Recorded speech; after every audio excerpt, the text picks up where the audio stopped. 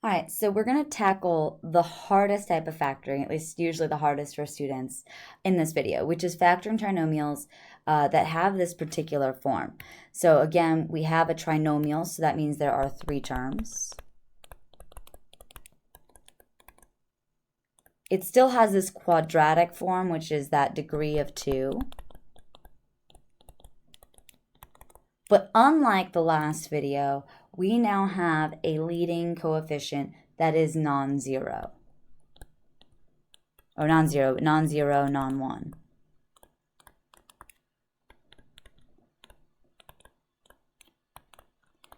The fact that this is non-1 is the saddest thing, right? This is what means we're going to have to do a lot more work than we did in the last section.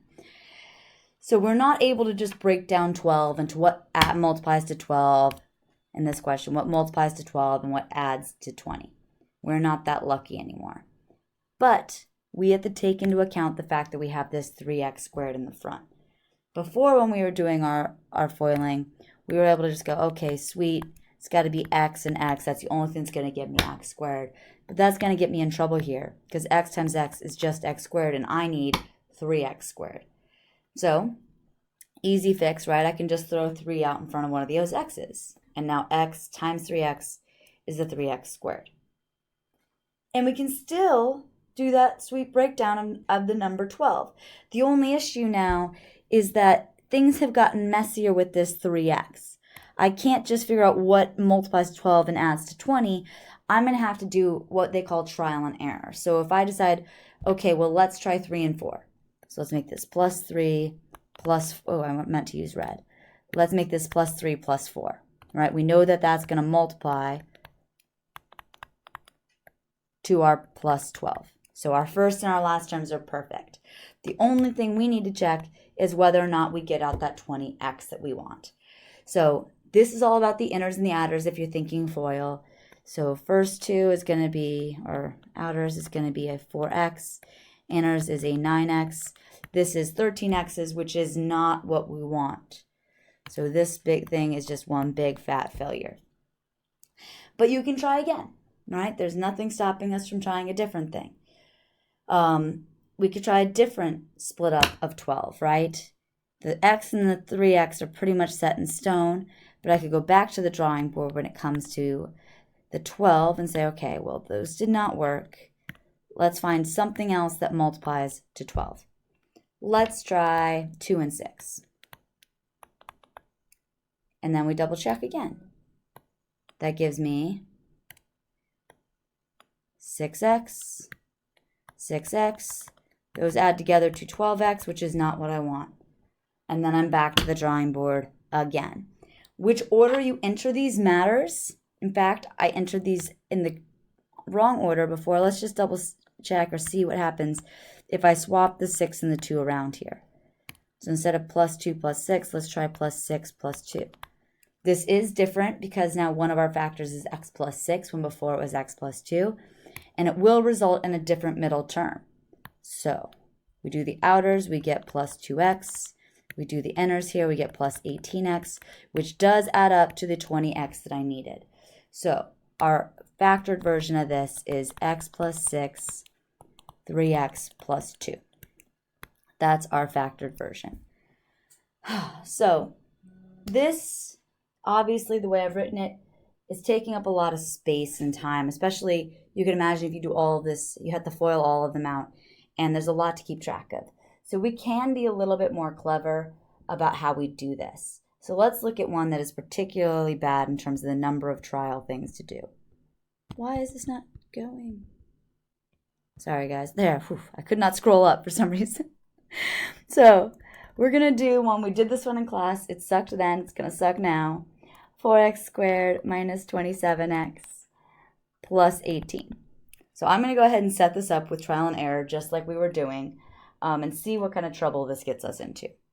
So the reason why we're going to get in trouble here is mostly because of this 4x. The 4x is going to make things messy. So we know 4x is what the two first terms need to multiply to, and the 18 is what our last two terms need to multiply to. So that's what we're going to use. And we're just going to make ourselves a big fat list of trial factors. This is how your book does it. So this trial and error. And this is something that can be very useful in very easy questions, ones that have a prime leading or last term, but can be very painful, especially in a one like this. So 4x can break down two ways. It could either be 2x and 2x, or it could be x and 4x. It does not matter what order I write those in. 18 can break down a bunch of different ways as well. We can see here that our middle term is negative, so this must be a negative and a negative, otherwise we would not end up with a negative middle term. They have to have the same sign because it's plus. So those same rules sort of apply that we were using in the last section. So our options for the back end of this, well, we could have -1 minus 18. We could have done another one. We could do 2x minus 2, 2x minus 9, 2x minus 3, 2x minus 6. And those are the three different ways that we can break down 18, right? That's it. So 18 breaks down into 1 times 18, 2 times 9, and 3 times 6. Whereas our 4 over here broke down into 1 times 4 and 2 times 2. So those are our options for the 2 and 2 breakdown. If I swap the order of these around, made this a -6 and a -3, you're going to get the exact same thing because our first term matches. So I don't need to rewrite those versions. But I do need to redo all of this work again for the x and the 4x version. So 1 and 18. I could swap it here. It does matter because x minus 18 is different than x minus 1. 4x minus 1, x minus 2, 4x minus 2. Oh, not 2, 9. Got to be careful here. Just trying to do it fast. I could swap those around, so it could be x minus 9, 4x minus 2. It also could be x minus 3, 4x minus 6, and then our last one, x minus 6, 4x minus 3. So these are all the possible options of things that could possibly work in terms of multiplying to this 4x and the 18, 4x squared and 18. What we need to check is whether or not they actually work to give us -27x, which requires us doing the outers and the inners. So the sum of the middle terms. All right, so first and last is a -36x. And then our inner 2 is a -2x, which is a -38x. Not correct. In fact, we would have to go through a ton of work until we get to the final answer because I happen to have written the correct answer last. We would get, x times a -3 is a -3x, and -6 times 4 is a -24x. This is where we would finally get one that worked, is this last one. So you could see how much pain and suffering you could be in for with guess and check, which is why we need another method. So hopefully this is a good sales pitch on why guess and check can be good, or trial and error can be good, but we want an alternative. So let's look at that same question again. And this time say, how could I have not done all of that work of guessing and checking? So same exact question. We got to go back to thinking about that box portion, right? We knew we needed a 4x squared in the first two and an 18 as the result of multiplying the last two. And the question is just, how in the heck do I split up that -27x? And that is not easy to do just coming up and trying things. What we really want to do is we need to figure out a way to do this intelligently. So we have what's called the AC method. The AC method tells us, first thing, number one, multiply A and C together. And A and C are the coefficient on the first term, coefficient of the last term. So we need to figure out what 4 times 18, which is 72. Now the 72, what we're going to do next is we're going to kind of do a little bit of what we did back when we didn't have that leading term of 1. we're going to just go ahead and, or we had a leading term of 1, not this crazy 4. We need to find things, numbers, that multiply to AC, in this case 72, and add to B, which is our negative 27. So we go ahead and we make up a little table, right? We say, okay, factors of 72, and we need them to sum to negative 27. Since 72 is positive, these have to have the same sign, either a plus plus or a minus minus. Since they need to sum to something negative, we got 2 negatives.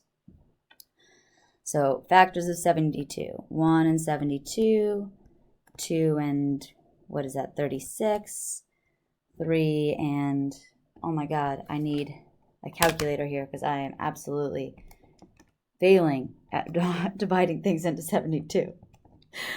24, oh, 4 goes into 72, 18 times, and 6 goes into 72 12 times. And we know both have to be negative. There may be more, but I'm just stopping now because I can already see 8 and 9 will be the last ones, but I'm running out of space, and I can already see one that works, right? We need them to sum to negative 27, and negative 3, negative 24 fits the bill. Now, do not, absolutely do not do what a lot of my students do, which is just tell me the answer is x minus 3, x minus 24. I can see where that comes from because it feels like the questions we were doing in the last section, but it's not. Here's what we do now. We use these numbers, this is step 3, use to split up, that is terrible, split up the middle term. This is what lets us know how to take this 27 and fill it in these 2 boxes. That negative 27x has to become a negative 24x and a negative 3x. And then we do all of our GCF factoring that we saw in the other question, right? We say, okay, what goes into negative 3 and 18? Well, it's got to be a negative 3, right? What goes into negative 24 and 18? Negative 6. What goes into 4 and negative 3x? That means we got to plot an x, and here we need a 4x. And we just double check that all the multiplication makes sense. Alternatively, we don't write it all in the box, right? The box is just a different way to visualize. And we actually write the middle term again. So this is a 4x squared plus 18. That stays the same. And we're just going to split up that middle term to negative 3x minus 24x. Does not matter what order you put them in. So I have not actually changed what this is. I have just rewritten it in an uglier way. And now that it has these 4 terms, we can actually kind of go back to what we have done before and do factoring by grouping. So what can come out of 4x squared and 3x? Same thing we're actually doing in the table. Only thing in common is the next term, right? Leaving us with a 4x minus 3. And then we go to the back 2. We know the sign has to match, so it's a negative. And 6 can go into both of those things, right? Leaving us with 4x minus 3. Multiply those, we get our negative 24 and our positive 18. Since these groups match, and they always will with the AC method, our final step is to rewrite this as x minus 6 times 4x minus 3. Same thing we got in the last question. We were just able to do it systematically without guessing and checking, 14 different things to get there. So that's how the AC method works. I will go ahead and post one more video where I do another AC example so you guys can see it, but I'm running out of time.